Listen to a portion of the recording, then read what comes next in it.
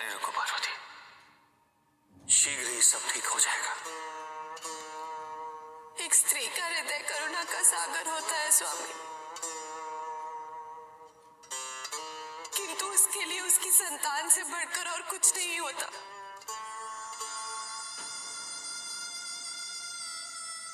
और यदि कोई भी स्त्री से उसके संतान को दूर करने का प्रयत्न करे तो उसको उसके कोप का भाजन अवश्य बनना पड़ेगा।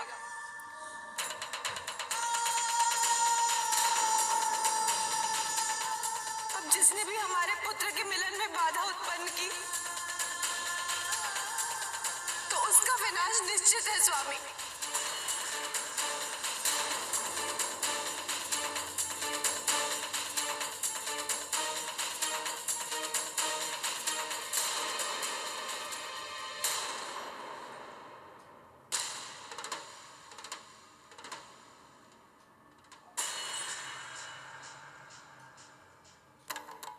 क्षमा करें महादेव।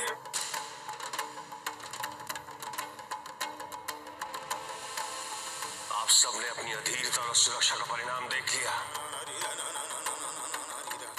कैसा घोर संकट उत्पन्न हो गया इसका अनुमान है आप सबको।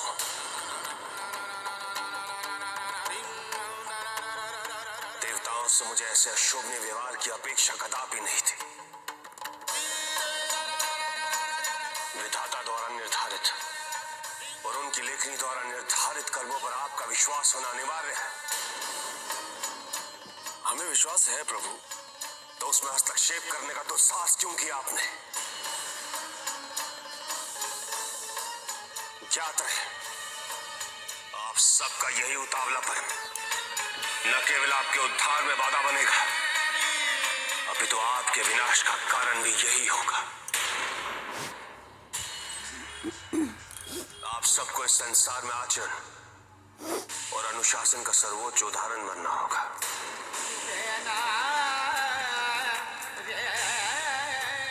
मैं आशा करता हूं कि भविष्य में आप ऐसा कोई कार्य नहीं करेंगे जिससे आपको स्वयं पर ग्लानि और पश्चाताप हो।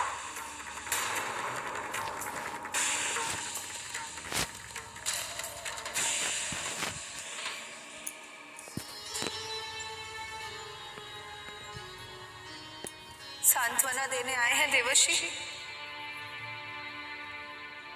एक माँ को समझाने आए हैं आप? नहीं नहीं माते, मैं तो केवल आपकी चिंता दूर करने आया हूं। माते, आपके पुत्र का पता चल गया है और वो सुरक्षित है। क्या? सत्य सत्य कह रहे हैं आप देवर्षि? कहीं आप एक माँ की उद्विग्नता को शांत नहीं तो? नहीं नहीं माते, नहीं। अग्निदेव अवश्य उस ऊर्जा रूपी संतान को ले गए थे, परंतु उसका ताप उनसे सहन नहीं हो पाया,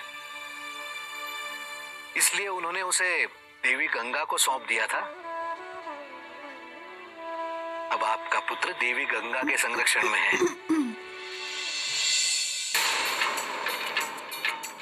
तुम्हारे तेज से ये समस्त सृष्टि झुलस जाएगी, इसीलिए तुम्हारी और इस सृष्टि की रक्षा करना मेरा कर्तव्य है।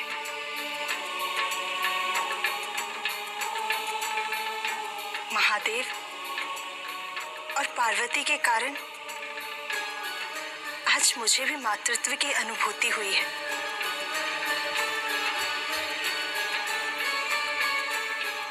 और मुझे ऐसा क्यों प्रतीत हो रहा है कि जैसे तुमने भी मुझे मां के रूप में स्वीकार कर लिया है। अन्यथा क्यों तुम्हारा स्पर्श मुझे ममता का आभास दिलाता?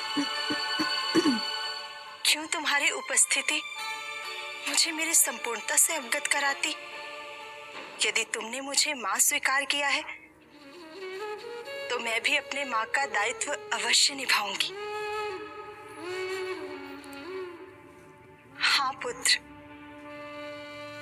मैं तुम्हें अपने संतान के रूप में स्वीकार करती हूँ।